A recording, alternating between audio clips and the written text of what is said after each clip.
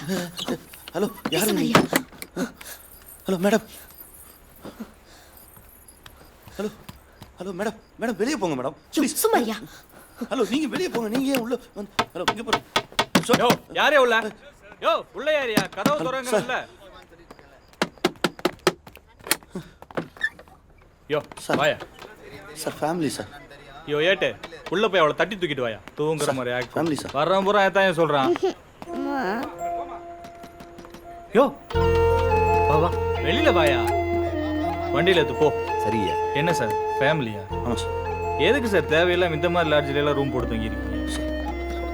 ஏய் போ போ வண்டியில ஏத்து அவனை. யோ லாட்ஜ் ஒன்று